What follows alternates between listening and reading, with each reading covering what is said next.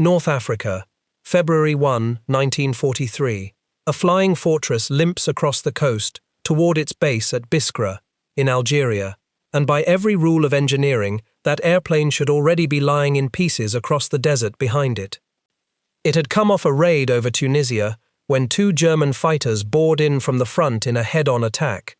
One of them, hit by the bomber's own gunners, lost control as it flashed past, and its wing scythed through the rear of the fuselage just forward of the tail. It cut the body of the bomber almost completely in two.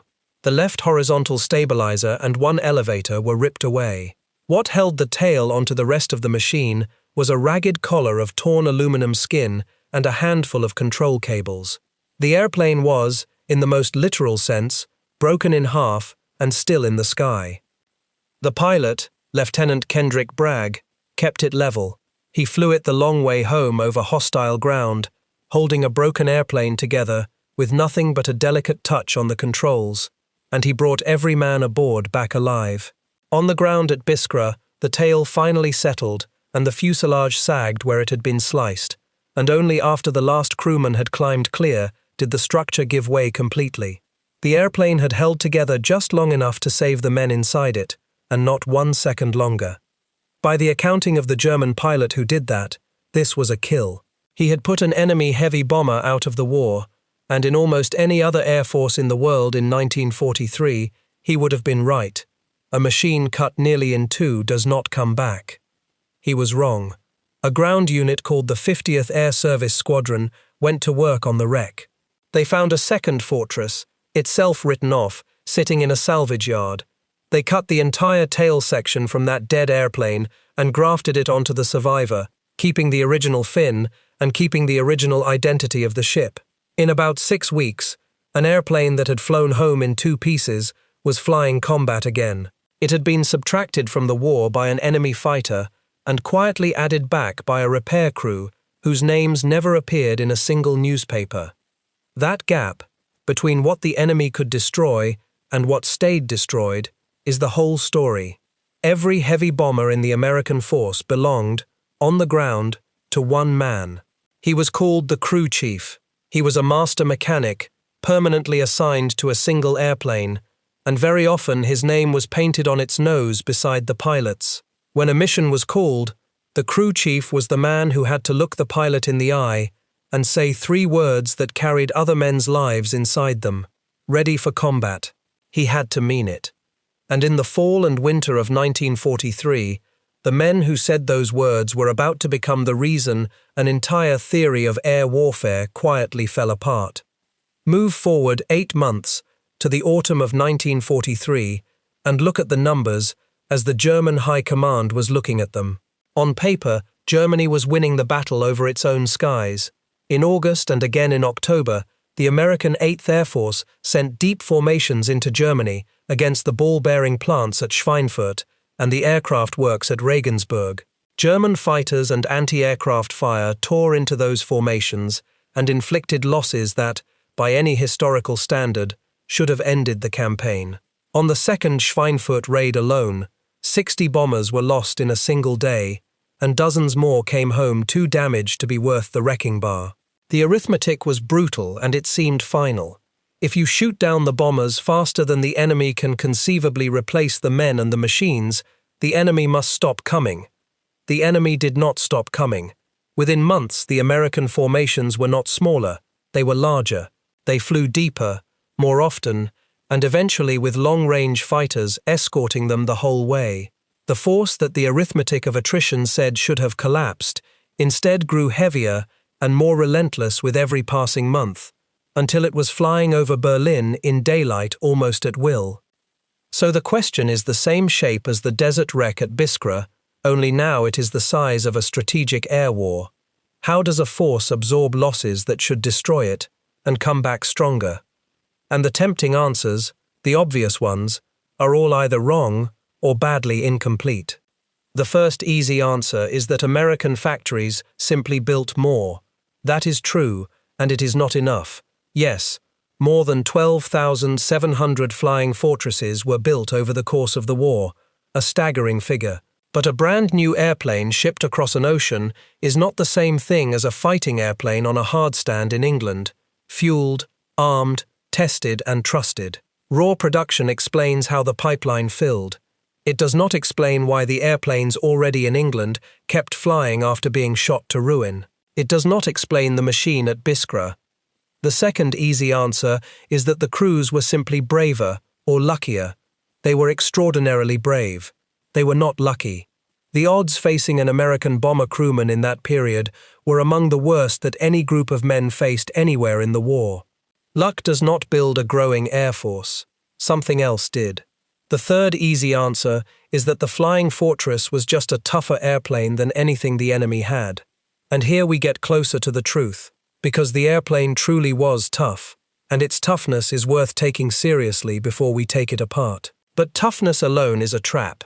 The Germans built rugged airplanes too, and they still watched their air arm bleed to death. A machine that can survive damage is worthless if no one can put it back into the line before the next mission. The real answer is not riveted into the airframe at all. It was organized on the ground, years before the war, by an institution almost nobody was paying attention to. To see why, we first have to understand what the crews were flying and why it could take a beating that would have finished any lesser design. The Flying Fortress was born out of a competition and very nearly died in an accident. In the middle of the 1930s, the United States Army asked American manufacturers for a new multi-engine bomber to defend the nation's coasts, and most of the field read that requirement as a call for a twin-engine machine. The Boeing company read it differently. It gambled a great deal of its own money on an airplane far larger and more advanced than anyone expected, a design with 4 engines when 2 was the norm, and in doing so, it very nearly bankrupted itself. The company's leadership, under Clermont Egtvet, bet the firm's future on the idea that bigger, higher, and farther was the direction air power was going to move. The prototype rolled out in the summer of 1935. It was a gleaming machine bristling with defensive gun positions, and a newspaper reporter in Seattle, struck by all those guns, called it a flying fortress. The name stuck to it for the rest of history. Then, on October 30, 1935, the prototype took off at Wright Field in Ohio, climbed a short way, stalled and crashed. 2 of the men aboard were killed, the Army pilot at the controls, and, some weeks later, Boeing's own test pilot, who died of his injuries. The cause was heartbreakingly simple. A set of locks that held the control surfaces steady on the ground had been left engaged, and the crew could not move the controls.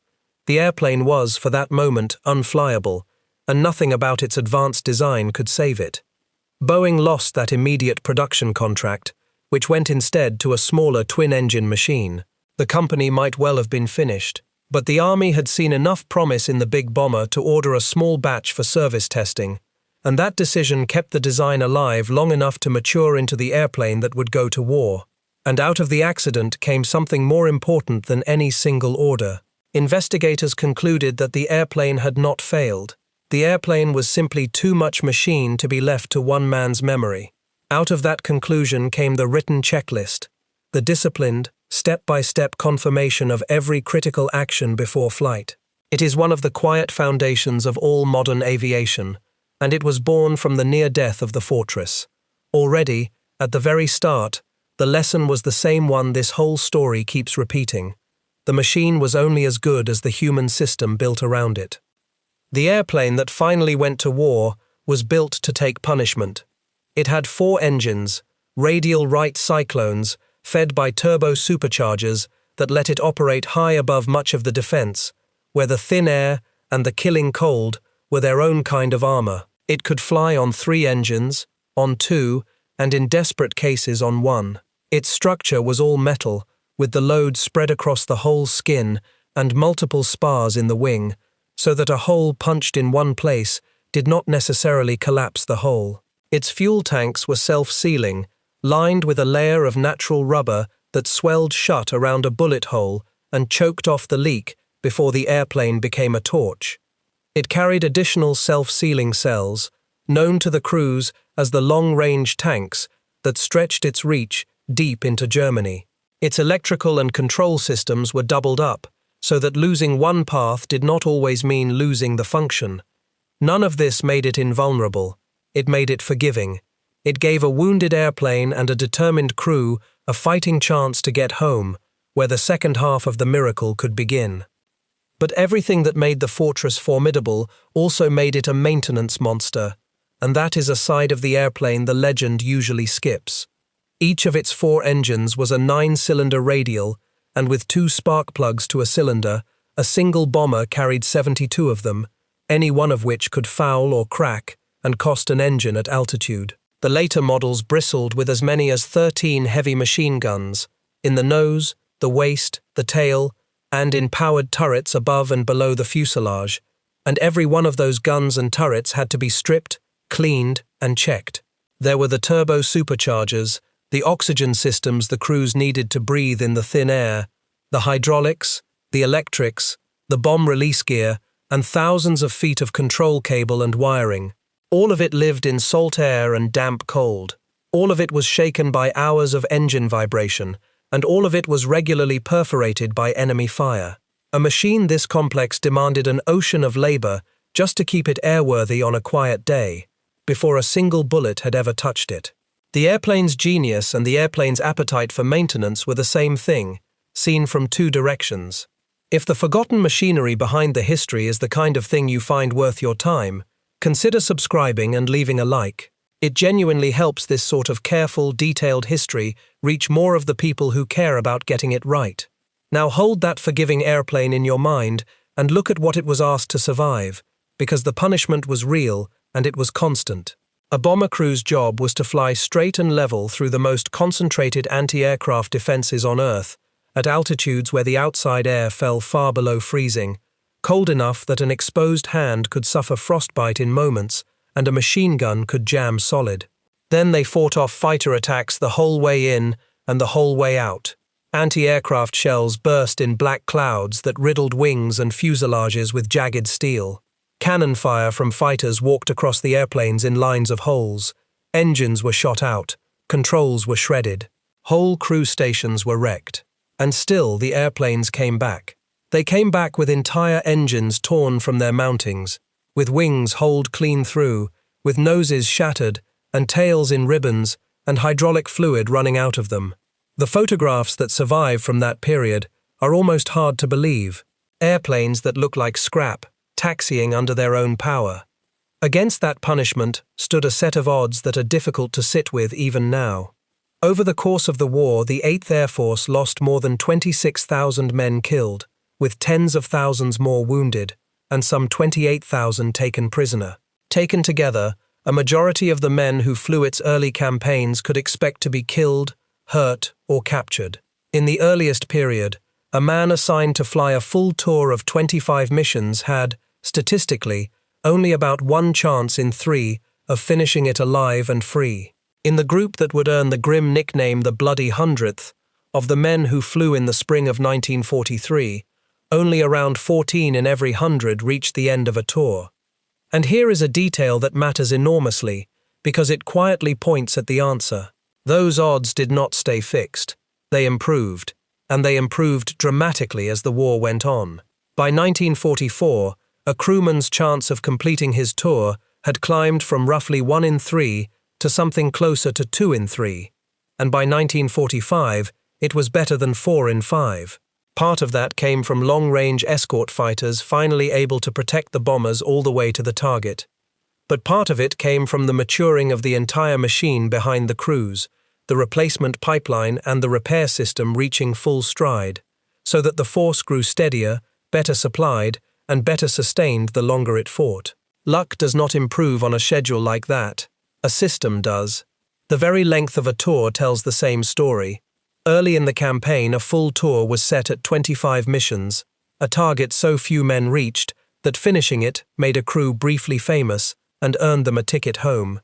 As losses fell and the machine behind them matured, the required number was raised, first to 30 missions and later to 35. That was not cruelty, it was arithmetic. The odds had shifted far enough that asking more of each crew had become survivable. The number of missions a man was expected to fly went up precisely because the system beneath him had made each one less likely to kill him. These were not abstract figures to the men on the ground.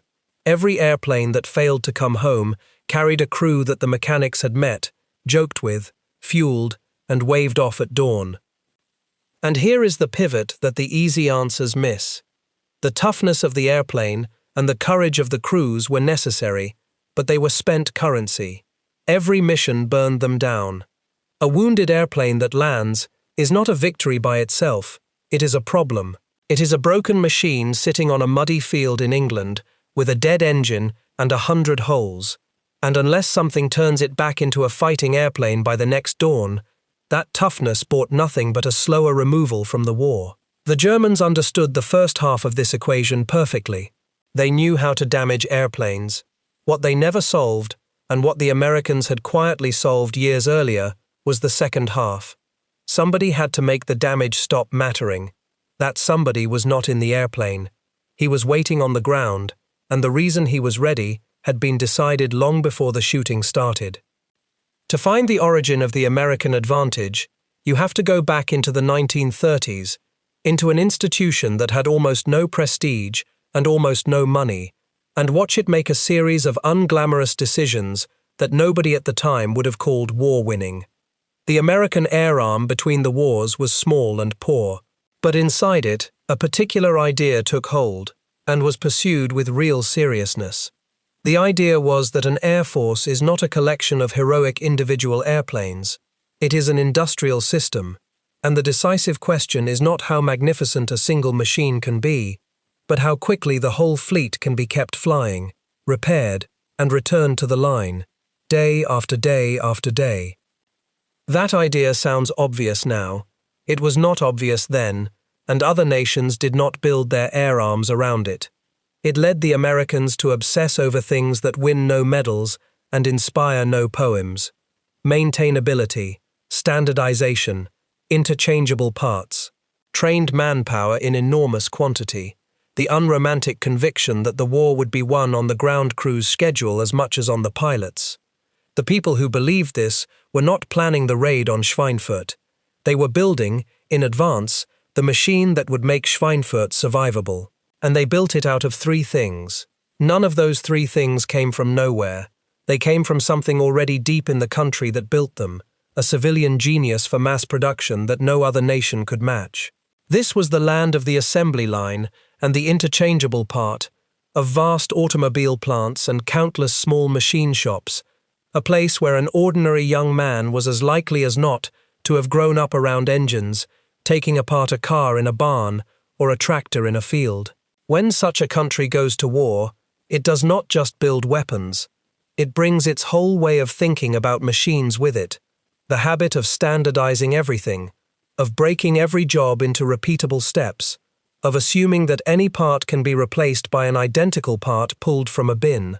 The American maintenance miracle was, at bottom, the American factory floor transplanted onto an English airfield and pointed at the problem of keeping bombers alive. The enemy could copy the airplanes. What could not be copied in a hurry was the civilization of the machine shop standing behind them.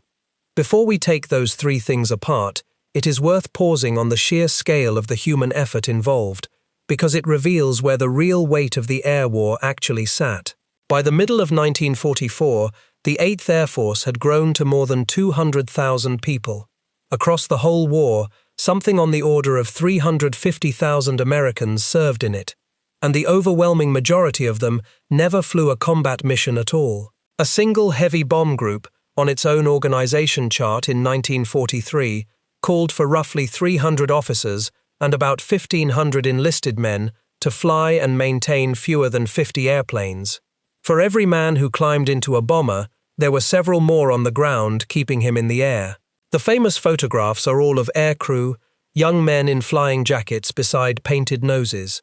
But the war those photographs came out of was mostly fought by mechanics, armorers, fuel handlers, electricians, sheet metal workers, clerks, cooks, and drivers, an enormous and nearly invisible army whose battlefield was a muddy airfield in eastern England. The mechanic at the center of this story is one man standing in for hundreds of thousands. Now, The three things they built. The first was people. An airplane can be repaired only by someone who knows how, and the American answer to that need was industrial in scale. Great technical training centers were stood up, at places like Chanute Field in Illinois, Keesler Field in Mississippi, and Shepherd Field in Texas. They ran men through courses in airplane and engine mechanics by the tens of thousands. By the end of 1941, those schools already held around 15,800 students in mechanics courses alone, and recruits were pouring into technical training at a rate of more than 100,000 a year. At its peak, the flow reached tens of thousands of new trainees entering in a single month. By the later part of the war, the air forces were running well over 100 technical schools, and dozens of them were operated by the aircraft manufacturers themselves, so that a mechanic could be taught on the very type of machine he would later keep alive. This was not a handful of gifted tinkerers. It was a national assembly line for expertise, and it fed the flight lines of England with men who could take a broken fortress apart and put it back together in the freezing dark. At the sharp end, those men were organized under the crew chief. Each fortress had one, a permanently assigned master mechanic, backed by an assistant crew chief and a small team of airplane and engine specialists, with more specialists on call for guns, radios, propellers, instruments, and oxygen systems. The crew chief lived with his airplane. He knew its individual quirks, the way a stable hand knows a particular horse. One wartime writer who spent time with these men put it plainly. Every crew chief, he said, has a fierce, possessive pride in his plane. It was his. In a way, it was never quite the aircrew's, because the aircrew came and went, finished their tours and rotated home, or failed to come back, while the crew chief and his ship stayed. When the pilots came back from a mission and shut down, they walked away. The crew chief and his men walked toward the wreckage the crews had brought home, and the second shift of the war began. The work happened almost entirely in the open. There were nowhere near enough hangars, so engine changes, patching, and rigging were done outdoors on the concrete hardstands, through the long, wet, bone-cold English winters. The men warmed their hands at small stoves in the tents pitched beside their airplanes, then went back out into the dark and the freezing rain to finish. One engineering officer remembered his crews doing full engine changes outdoors in about 10 hours, and considering that good time, while the deeper overhaul work went off to the depot. Think about what that sentence contains. Lifting a dead radial engine weighing more than half a ton out of a wing, hanging a new one, connecting every line and control, and running it up, outdoors, in winter, in 10 hours, and treating it as routine. And the engine change was only the dramatic end of a day that never really stopped. Long before dawn, while the aircrew were still at breakfast, the ground crews were already at the hardstands under shielded lights, working the airplane through its preparation for the day's mission. The airplane had to be fueled, and a fortress bound deep into Germany drank well over 1,000 gallons of high-octane fuel, pumped aboard before first light. It had to be armed, and that meant the armorers, hauling bombs up from the bomb dump on trolleys and winching them into the bay, then feeding long belts of ammunition, thousands of rounds, to every gun position. The engines had to be pulled through and run up and checked. The oxygen system had to be charged, because without it, the crew would die in minutes at altitude. The instruments, the radios, the turrets, the control surfaces, every one of them was inspected by a man who knew that a thing he missed in the dark could kill 10 people over Germany at midday. Then the crew arrived, climbed aboard, and the crew chief stood on the concrete and watched his airplane taxi out and lift off with other men inside it. And then came the worst part of the day, which was the waiting, hours of it, with nothing to do but listen for engines. In the late afternoon, the formations would come back, ragged, gaps in them where airplanes should have been, some firing flares to signal wounded men aboard. The crew chief counted them in, looking for one particular tail number, and when it appeared, trailing smoke or flying on 3 engines, or riddled from nose to tail, his second shift began, and he would work through the night to have it ready to fly again by the next dawn. When the tail number did not appear, he waited past all reason and then he began to absorb the fact that the airplane he had nursed and known and made ready was gone, and the men with it, and that in a day or two a replacement would be towed onto his hardstand, and the whole cycle would start over. The second thing the Americans built was interchangeability, and it is the least glamorous and most decisive part of the entire story. American industry had spent decades perfecting the art of making parts that were truly identical, so that a component from one factory would fit any airframe of that type without hand-fitting. On a battlefield, that principle became a weapon in its own right. It meant that a wrecked airplane was not just a loss, it was a warehouse. Ground crews could strip an engine, a wing panel, a landing gear, a gun turret, a control surface, from a fortress too far gone to save, and bolt those parts straight onto an airplane that could be saved. The practice was called cannibalization, and it turned every write-off into spare parts for the living. A German mechanic often had to wait for the correct component to travel down a strained supply chain. An American mechanic could frequently walk to the salvage yard and take what he needed off the dead. That salvage yard was not an accident either. It was an organized part of the machine, run at industrial scale. Wrecks too far gone to fly were gathered, catalogued, and stripped methodically, their good engines and instruments and undamaged panels flowing back into the supply system to keep other airplanes in the air. A bomber that would never fly again did not simply rot. It was disassembled into hundreds of useful parts, so that even in death it went on fighting. And the wider truth this points to is the one that undoes the enemy's arithmetic completely. Of all the airplanes that came home damaged, and on a bad day that could be most of the formation, only a fraction were ever truly beyond saving. The great majority were patched, repaired, and flown again, sometimes within a day, sometimes after weeks at a depot, but returned to the war. The damage the enemy inflicted was, in the main, not permanent. It was temporary, and the men on the ground were the ones who made it temporary. And making it temporary took real craft, not just spare parts. Interchangeable components got you a new engine or a new wing panel, but a fortress rarely came home with a clean, part-shaped hole. It came home torn. Flak left ragged gashes, and a fighter's cannon left rows of jagged punctures through skin, spar, and cable alike. Mending that was the work of skilled sheet metal men who cut fresh aluminum, hammered and formed it to the curve of a wing or a fuselage, drilled it, and riveted it into place, so that the airplane was once again smooth and sound, and strong enough to fly straight and level under load. Severed control cables had to be spliced or replaced and tensioned exactly. Shattered instruments and shot-through wiring had to be traced and renewed. It was a marriage of the assembly line and the old handcraft of the metalworker, standardized parts where standardized parts would serve, and genuine improvisation where they would not. A crew chief and his men were expected to be, all at once, mechanics, machinists, electricians, and something close to surgeons, working against the clock so that a torn airplane would be whole again by morning. Put those two things together, trained men and interchangeable parts, and you get feats that read like exaggeration but are documented plainly. Consider the airplane called the Memphis Belle, one of the most famous fortresses of the war, and the man who kept her flying, a master sergeant named Joseph Giambrone. He had been trained as a mechanic before he ever reached England, and he ran her ground crew with a small team, an assistant crew chief, and a few specialists, whose names have largely slipped out of memory while their airplane became world famous. Over the Belle's 6-month combat tour, that crew replaced an astonishing amount of the airplane.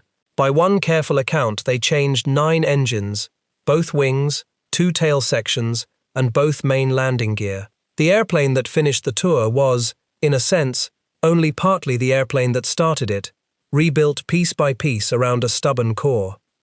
And the speed of that work is the part that should stop you. The official manual, Giambrone said, allowed 25 hours to change an engine on a flying fortress.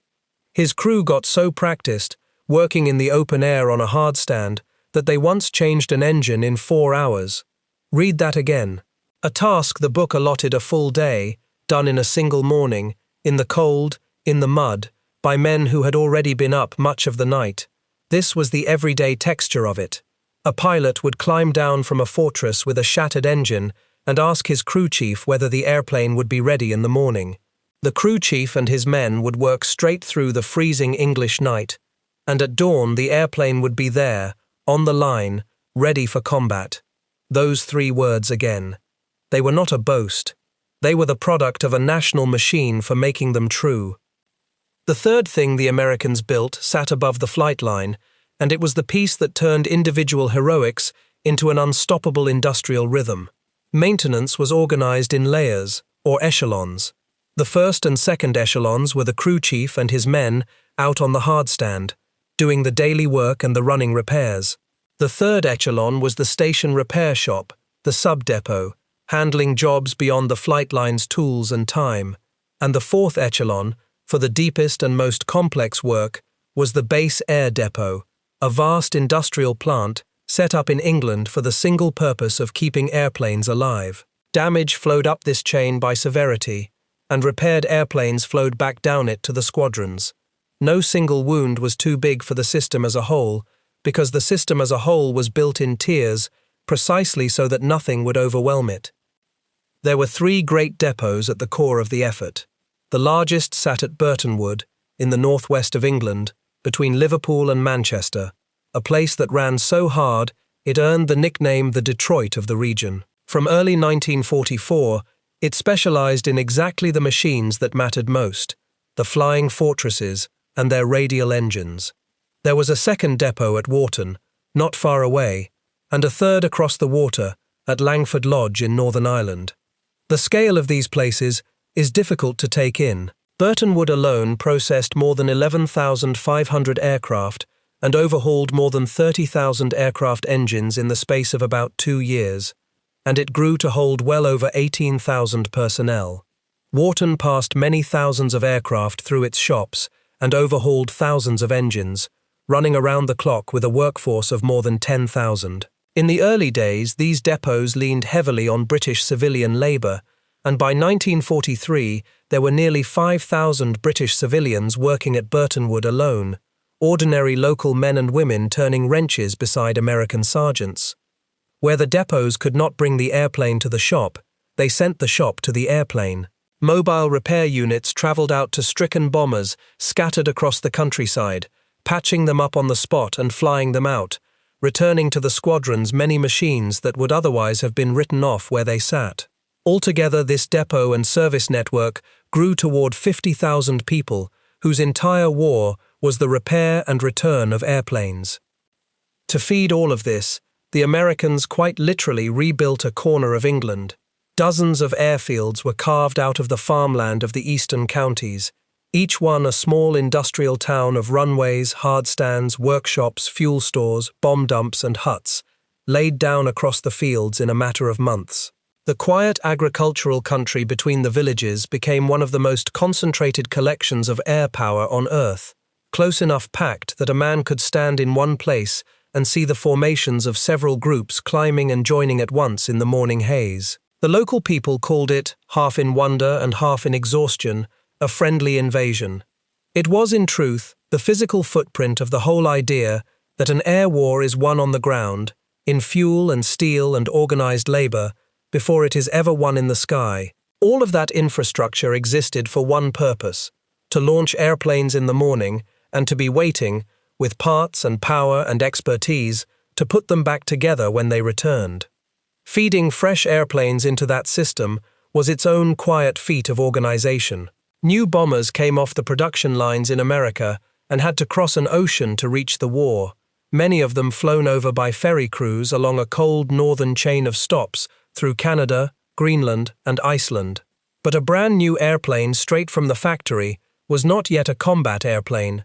The lessons of battle came faster than the factories could redesign, so the aircraft passed through modification centers where the latest hard-won changes were fitted: better armament, better armor, the fixes that the last month of fighting had shown were needed. Only then did the airplane reach a squadron and a crew chief. Replacement crews flowed along the same kind of pipeline, trained in the wide, safe skies of the American interior, and shipped across to fill the gaps that every mission tore open.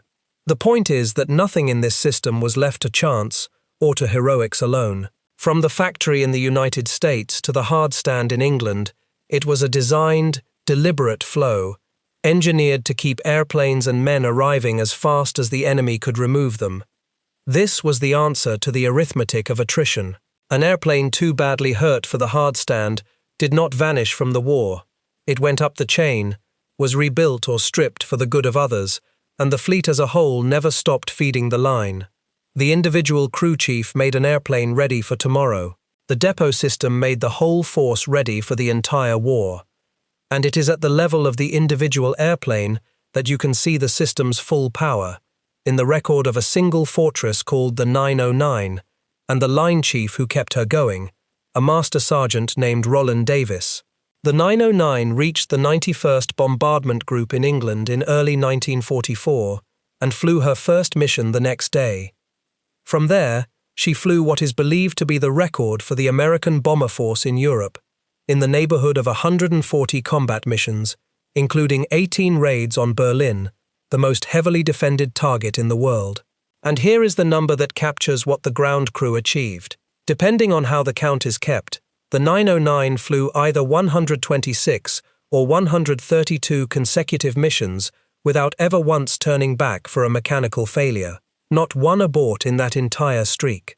Mission after mission after mission, she started, she flew, she came home, and she was ready again, because the men on the ground made her ready. It is worth understanding why that streak of not aborting mattered so much, because it was not merely a point of pride. The bombers survived by flying in tight defensive formations, a box in the sky in which every airplane's guns helped cover its neighbors, so that an attacking fighter was met not by one set of guns, but by dozens at once. The formation was only as strong as it was complete. An airplane that turned back with an engine running rough left a hole in that box, a gap in the overlapping fire that the enemy could exploit against the airplane still flying, and a bomber that dropped out alone, straggling behind on a failing engine, was a favorite target, often hunted down and destroyed. So a mechanical failure was never just one airplane's problem. It weakened the defense of every airplane around it, and it could turn a reliable machine into an easy kill. When the men on the ground gave a formation airplanes that simply did not quit, they were not only saving their own crews, they were holding the whole box together and protecting men they would never meet in airplanes they had never touched. The ledger of what that cost in labor survives, and it is its own kind of monument. Across her career, the ground crews gave the 909 21 new engines. 4 times they replaced wing panels. 15 times they changed a main fuel tank. 18 times they changed the internal long-range tanks. She flew more than 1,100 hours and dropped over 560,000 pounds of bombs, and in all of it, she never lost a single crewman to enemy action. For his part in that record, Roland Davis was awarded the Bronze Star, a rare recognition for a man who never left the ground. His name belongs beside the pilots. If this account is holding your attention, a like helps carry it further, and subscribing means the next deep dive into the forgotten machinery of this war will find its way to you. Now turn the whole thing around and look at it from the other side of the front, because the clearest proof of what the Americans had built is what the Germans could not build to answer it. It is tempting to imagine that the German air arm simply lacked skill or courage. That is false, and it is worth being fair about. German mechanics were superb. German maintenance doctrine on paper was intelligent. The German Air Force had organized its home territory into fixed supply regions, each with its own depots and stocks, and many German aircraft were deliberately designed with components meant to be unbolted and swapped as modules rather than repaired in place. In principle, this was a sensible system built by serious professionals. The German failure was not one of talent or even of ideas. It was structural, and it was fatal, and it came from causes the Germans could not fix by trying harder. The first cause was serviceability, the plain question of how many airplanes on a given morning were actually fit to fly. Across the whole war and on every front, The German air arm kept only about half to perhaps 3/5 of its aircraft serviceable at any one time. The British and American air forces, by contrast, ran at around 7 or 8 in every 10, precisely because of the vast repair and depot machine we have just walked through. That gap is not a detail. It means that for every 100 airplanes on the books, the Germans could put up barely half, while the Allies put up 3/4 or more. The Allied advantage in the sky was not only in how many airplanes were built, it was in how many of the airplanes already built could actually fight that day. The second cause arrived in the spring of 1944 and was decisive. Beginning in May, the Allies turned their bombing directly onto the German oil industry, and the synthetic fuel plants that fed the German air arm began to collapse. Aviation fuel production fell below the minimum the force needed simply to function, and a fuel-starved air arm is finished no matter how many airframes sit on its fields and no matter how many pilots stand ready. Airplanes that cannot fly cannot be repaired into relevance. Worse still, the fuel shortage reached back into the training schools. There was no longer enough to teach new pilots properly, so replacements arrived at the front with a fraction of the flying hours their predecessors had. Half-trained young men sent up against an enemy growing more experienced by the week. The German force was being starved and deskilled at the same time. The third cause ate the Germans from the inside. As their situation grew desperate, they pushed aircraft production into dispersed plants, worked increasingly by forced and unskilled labor, and rushed the airplanes out the door half-finished. Quality fell. Defects multiplied. One German squadron commander complained that scarcely any of his new aircraft arrived without something wrong with them. The contrast with the American obsession over interchangeable, reliable parts could not be sharper, and the Germans knew it. There is a telling detail from the period. German authorities cut sections of wing from shot-down American bombers and circulated them among their own factories, holding up the enemy's workmanship as an example of what German industry should be achieving and could no longer manage. They were, in effect, studying the very craftsmanship that was beating them and finding they could not reproduce it. And so the German fields filled with hundreds of airplanes standing idle, waiting on repairs and parts that would never come, while the American fields emptied every dawn as the repaired airplanes rolled out to fly again.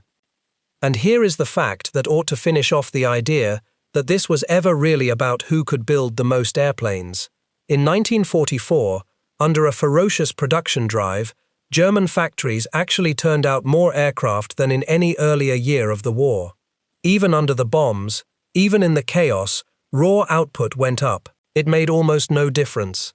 The new airplanes rolled off the lines into an air force that had no fuel to fly them, no properly trained pilots to command them, and no functioning system to keep them serviceable once they were damaged. Production was never the German bottleneck. Sustainment was. They proved, at enormous cost, the very thing the American planners had bet on a decade earlier, that building airplanes and fielding a fighting air force are two entirely different problems, and that the second one is the one that decides wars. The Germans outbuilt their own ability to fly, and it bought them nothing at all. And these failures did not simply add together, they compounded, and they fed on each other, until the whole thing came apart at once. Fewer serviceable airplanes meant fewer up to defend the fuel plants, which meant less fuel, which meant fewer airplanes that could fly, and fewer hours to train the pilots who might have flown them. Each shortage deepened the next. By the last stretch of the war, the German air arm, which had once torn the daylight formations apart over Schweinfurt, could often put up only scattered opposition, and on many missions the American bombers pressed deep into Germany and met few fighters or none at all, which meant in turn that American losses fell even further and the airplanes came home even more intact and the ground crews had even less to repair, so that the better sustained force grew safer and stronger at the very moment the worse sustained one was starving to death. Two systems that had started the war looking roughly comparable ended it at opposite poles, one accelerating, one collapsing, and the difference between them had been decided less in the cockpit than in the workshop and the fuel depot and the training school. That is the whole inversion, laid bare. The German theory of victory in the air rested on a single unspoken assumption, the same assumption every air force in history had shared. Damage the enemy's airplane, and you have removed it from the war. Hit equals gone. The Germans were, within that theory, extremely good. They hit a great many airplanes. What they could never do was make the hitting matter, because on the other side of the channel, a system had been built, patiently and without glory, that severed the link between hit and gone. An American fortress could be hit, and hit again, and cut nearly in two, and still not be gone, because trained men and interchangeable parts and an industrial depot chain were standing by to undo the damage faster than the enemy could inflict it. The German gunner won his engagement and lost his war in the same instant, and he never quite understood why the bombers kept coming back thicker than before. Here is the honest verdict then, and it is not the verdict the popular story usually reaches for. No single wonder weapon won the air war over Europe. No lone ace, no perfect airplane, no stroke of genius on one terrible morning. What decided it was a difference in philosophy so deep that the two sides were, in the end, not even playing the same game. The Germans built a force around the brilliance of the individual, the gifted pilot, the talented mechanic, the sharp local decision at the point of contact. And they produced, genuinely, some of the finest airmen and technicians of the war. The Americans built a force around the design of the system itself, in which the individual airplane and the individual mechanic were parts in a larger machine, one engineered years in advance to sustain itself through losses that would have destroyed anyone else. Both philosophies produced excellent men. Only one of them produced an air force that grew stronger the harder it was hit. The German approach was magnificent, and it was brittle. It depended on advantages, fuel, parts, skilled labor, time, that could be taken away, and once they were taken away, the brilliance had nothing left to stand on. The American approach was unglamorous, and it was durable. It assumed from the start that airplanes would be wrecked in enormous numbers, and it built, ahead of time, the training pipelines and the parts standards and the depots that made wreckage survivable. It did not require any one crew chief to be a genius. It required only that the system behind him be ready, so that whichever exhausted sergeant happened to be standing on that hard stand at that freezing dawn could still make the airplane ready for combat. That is the deeper reason the German system, for all its intelligence, could never be copied by wishing. It was not a gadget. It was 2 decades of industrial habit, a whole national way of building and thinking, and you cannot bolt that onto a losing air force in the last winter of a war. There is an irony folded into how we remember all of this. The airplane became a legend. The Flying Fortress is one of the most famous machines in the history of flight, and it deserves to be. The crews became legends too, and they earned every word of it. But the men who met the wounded airplanes at dawn, who worked through the nights in the mud and the cold, who turned scrap back into fighting machines by sunrise, largely vanished from the story. A senior American air commander once said that without the Flying Fortress, the war might have been lost. It is worth finishing the thought he started. Without the men who kept the Flying Fortress flying, there would have been no Flying Fortress to speak of by the spring of 1944. Only a growing field of broken airplanes waiting on parts, exactly as the enemy had. A few of those men were recognized, and their decorations tell you how seriously the wartime Air Force itself took them, whatever popular memory later forgot. Roland Davis, who kept the 909 flying, wore the Bronze Star. Fabian Vollmer, the crew chief of the famous fortress called the Hells Angels in the 303rd Bombardment Group, is remembered as among the first crew chiefs to receive the Legion of Merit. His airplane became celebrated for its reliability, often cited as one of the first American heavy bombers in England to complete 25 missions. In the spring of 1943, though a fortress of the 91st Group has a documented claim to reaching that mark first. The race for the title is not really the point. The point is that the Hells Angels flew dozens of missions with only a single mechanical turn back in its whole early career, a record of reliability that does not happen by accident and never happens without a ground crew driving itself into the ground to produce it. Vollmer left behind a few plain sentences that carry more weight than any statistic. When he told a pilot that the airplane was ready for combat, he said, "The pilot had to take him at his word, and sometimes, especially at first, you flinched a little as you said it, because you knew how much rode on your being right." And he said something else, about getting to know a pilot too well, and how the one thing he hated was telling somebody goodbye. That is the human cost that sat underneath the whole industrial miracle. These men were not repairing abstractions. They were sending people they knew back into the worst odds of the war, on the strength of their own hands' work, and then standing on the hard stand at dusk, counting the airplanes coming home, and knowing, before the last one had landed, which of their friends were not going to. The philosophy those men embodied did not end with the war. The American conviction that logistics and maintainability and sustainment are not mere support functions but the very heart of air power became permanent doctrine. The great depot at Burtonwood, which had rebuilt so many fortresses, went on to serve through the Berlin airlift and deep into the Cold War, because the lesson had been learned and would not be unlearned, and the recognition that the crew's survival rested on the mechanics has slowly found its way into how the story is told. The lives of the bomber crews depended, quite literally, on the skill and the diligence of the men who serviced their airplanes. That is not sentiment. It is the plain mechanical truth of the whole campaign. For every crew chief whose name we can still recover, there were thousands who earned no medal and left no quotable words, whose only reward was the sight of a familiar tail number coming back over the field in the late afternoon, and the knowledge, private and unrecorded, that the airplane held together because of what their hands had done to it in the dark. So return, at the end, to a hard stand in England, before dawn, in the cold.